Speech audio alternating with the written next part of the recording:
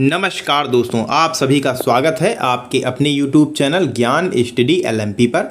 दोस्तों आज हम सामान्य ज्ञान के इम्पॉर्टेंट प्रश्न कराने वाले हैं जो कि हर एग्ज़ाम के लिए इम्पॉर्टेंट है, इम्पॉर्टेंट फॉर ऑल एग्ज़ाम। और इसको दोस्तों हम 3 पार्ट में कराने वाले हैं, पार्ट 1, पार्ट 2 और पार्ट 3। तो आइए दोस्तों आज की क्लास शुरू करते हैं। क्लास शुरू करने से पहले अगर दोस्तों आप चैनल पर पहली बार आए हैं तो चैनल को सब्सक्राइब कर लें, साथ में बेल आइकन को अंडर प्रेस कर लें जिससे डेली की डेली जो हमारी क्लास होती है उसकी जानकारी आपको मिल सके। तो अब दोस्तों आइए आज की क्लास शुरू करते हैं।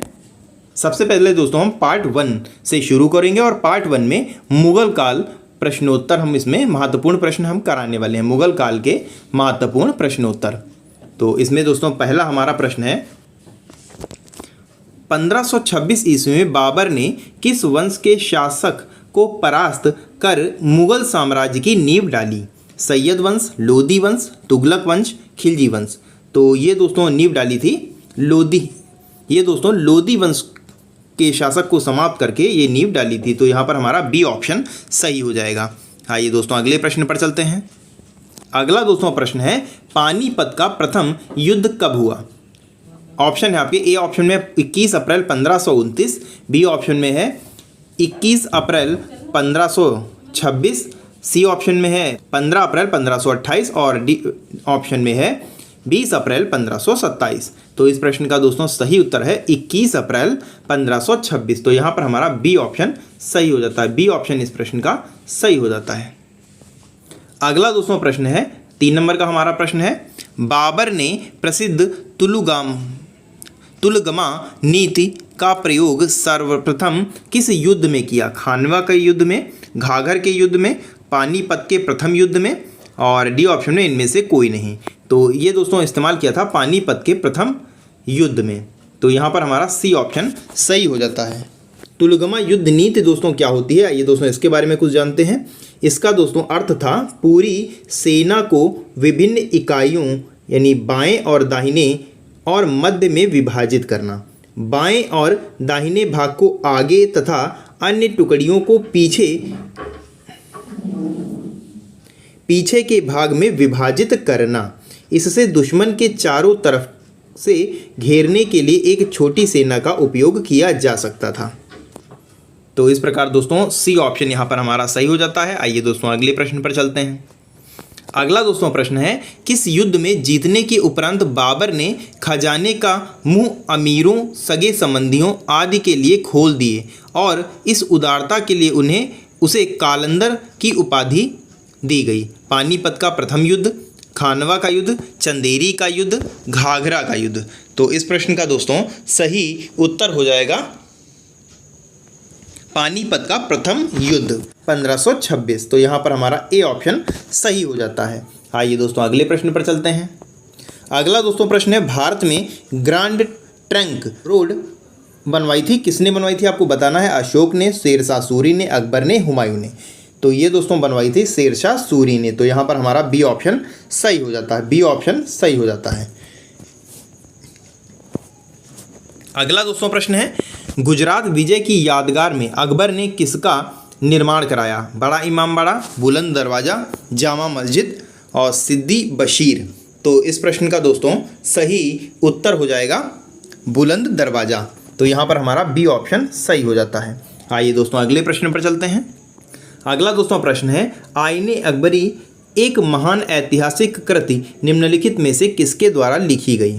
अबुल फजल, अमीर खुसरो, फिरोज शाह, अब्दुल रशीद। तो इस प्रश्न का दोस्तों सही उत्तर है अबुल फजल। तो यहाँ पर ए ऑप्शन सही हो जाएगा। अगला प्रश्न है, पानीपत की दूसरी लड़ाई 5 अप्रैल 1556 निम्नलिखित में से किसके बीच हुई? अकबर और हेमू, राजपूत और मुगल, बाबर और इब्राहिम लोदी और डी ऑप्शन है सिकंदर और आदिल शाह। तो ये दोस्तों हुई अकबर और हेमू के बीच। तो यहाँ पर हमारा ए ऑप्शन सही हो जाता है। आइए दोस्तों अगले प्रश्न पर चलते हैं। अगला दोस्तों प्रश्न है, दीन-ए इलाही नामक नया धर्म किसके द्वारा शुरू किया गया था? हुमायूं, जहांगीर, अकबर, शाहजहां। तो ये दोस्तों शुरू किया गया था, दीन-ए इलाही धर्म शुरू किया गया था अकबर के द्वारा। तो यहाँ पर सी ऑप्शन हमारा सही हो जाएगा। 10 नंबर का प्रश्न है और पार्ट 1 का हमारा अंतिम प्रश्न है। प्रसिद्ध मुस्लिम शासिका चांद बीबी जिसने बाबर को अकबर को सौंपा, निम्नलिखित में से किस राज्य से संबंधित थी? बीजापुर, गोलकुंडा, अहमदनगर और बरार। तो इसका दोस्तों सही उत्तर है अहमदनगर। तो यहाँ पर हमारा सी ऑप्शन सही हो जाएगा। तो ये दोस्तों पार्ट 1 के 10 प्रश्न होते हैं। अब पार्ट 2 में चलते हैं।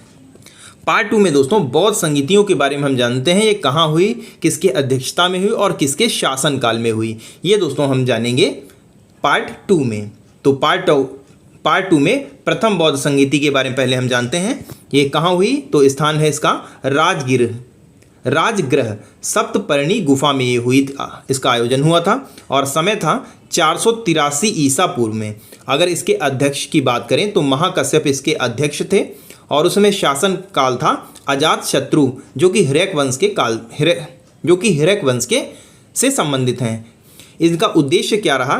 बुद्ध के उपदेशों को 2 पीटकों विनय पीटक और सुत पीटक में संकलित किया गया है। तो ये हमारा बौद्ध संगीतियों में प्रथम बौद्ध संगीति हो जाती है। अब आइए दूसरी संगीति के बारे में जानते हैं। अब आ जाती है द्वितीय बौद्ध संगीति। तो इसका स्थान क्या था? वैशाली में इसका आयोजन किया गया था और समय क्या रहा है? 383 ईसा पूर्व। इस समय अध्यक्ष कौन थे? साप कमीर सर्वकामिनी। और इस समय शासनकाल कौन थे? उसमें शासनकाल था कालाशोक का। और ये किस वंश से संबंधित थे? तो ये शिशुनाग वंश से संबंधित थे। इसका उद्देश्य क्या रहा? अनुशासन को लेकर मतभेद के समाधान के लिए बौद्ध धर्म स्थापित एवं महासांघिक 2 भागों में बंट गया था यहाँ पर। तो इस प्रकार दोस्तों ये हमारी दूसरी बौद्ध संगीति हो जाती है। अब आ जाइए तीसरी बौद्ध संगीति पर चलते हैं।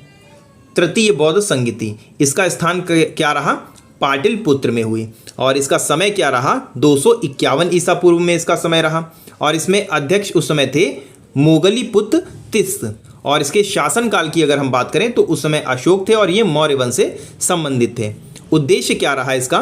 संघ भेद के विरुद्ध कठोर नियमों का प्रतिपादन करके बौद्ध धर्म को स्थायित्व प्रदान करने का प्रयत्न किया गया। धर्म ग्रंथों का अंतिम रूप संपादन किया गया और तीसरा पीटक अधिधम्म पीटक जोड़ा गया। ये दोस्तों इसके उद्देश्य थे। तो ये हमारी तृतीय बौद्ध संगीति हो जाती है।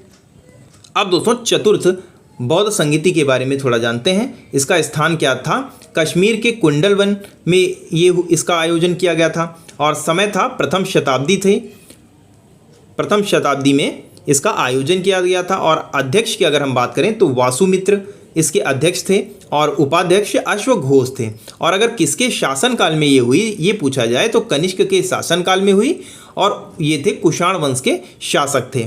इसका उद्देश्य क्या रहा? बौद्ध धर्म 2 संप्रदायों में यहाँ पर बंट गया था, हीनयान और महायान में विभाजित हुआ।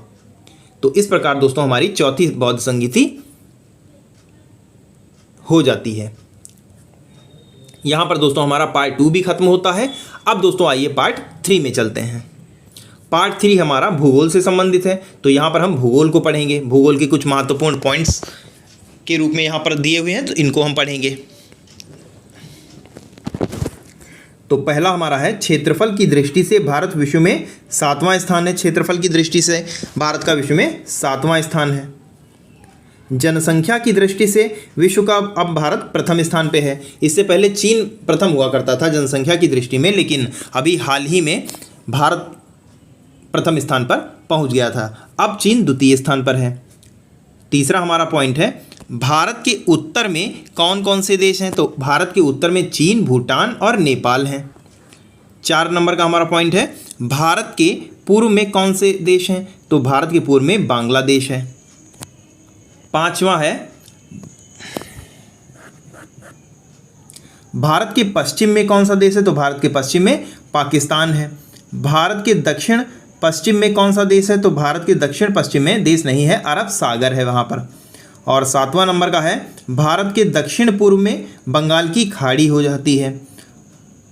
और भारत के पूर्व दक्षिण की अगर हम बात करें तो हिंद महासागर यहाँ पर आ जाता है।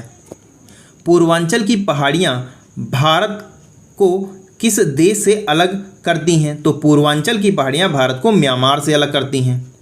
10 नंबर का है, मन्नार की खाड़ी और पाक जल डमरू भारत को किस देश से अलग करते हैं? तो ये दोस्तों अलग करते हैं श्रीलंका से। 11 नंबर का हमारा पॉइंट है, संपूर्ण भारत का अक्षांशीय विस्तार कितना है? तो ये दोस्तों 8 उत्तरी अक्षांश। 12 नंबर का है, भारत के मध्य में कौन सी रेखा गुजरती है? तो मध्य में भारत की कर्क रेखा गुजरती है। अब 13 नंबर का हमारा पॉइंट है, भारत के उत्तर से दक्षिण तक विस्तार कितना है? तो भारत के उत्तर से दक्षिण का विस्तार है 3214 यानी 3214 किलोमीटर।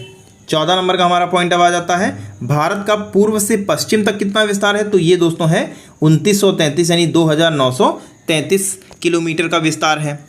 अब 15 नंबर पे आ जाते हैं, तो ये अंडमान निकोबार द्वीप समूह कहाँ स्थित है? तो ये बंगाल की खाड़ी में स्थित है। लक्षद्वीप कहाँ स्थित है? तो ये अरब सागर में स्थित है। अब 17 नंबर का आ जाता है, भारत का दक्षिणी छोर क्या कहलाता है? तो भारत का दक्षिणी छोर इंदिरा पॉइंट कहलाता है। और वहीं पर अगर हम इंदिरा पॉइंट के दूसरे नाम के बारे में जानें तो पिगमिलियन पॉइंट इसको कहते हैं। भारत का विश्व के क्षेत्रफल का कितना हिस्सा है? तो ये है 2.42% है। 20 नंबर का है, विश्व की कुल जनसंख्या का कितने प्रतिशत भारत में निवास है? तो ये 17% आ जाता है। भारत की स्थल सीमा में कौन से देश लगे हैं? तो भारत की स्थल सीमा में बांग्लादेश, चीन, पाकिस्तान, नेपाल, बर्मा, भूटान है। 22 नंबर पे अब आ जाते हैं, तो भारत की जल सीमा किन देशों से मिलती है? तो जल सीमा मिलती है मालदीव के साथ, श्रीलंका के साथ, बांग्लादेश के साथ, म्यांमार के साथ और पाकिस्तान के साथ। अब आ जाते हैं 23 नंबर पे, कर्क रेखा किन राज्यों से होकर गुजरती है?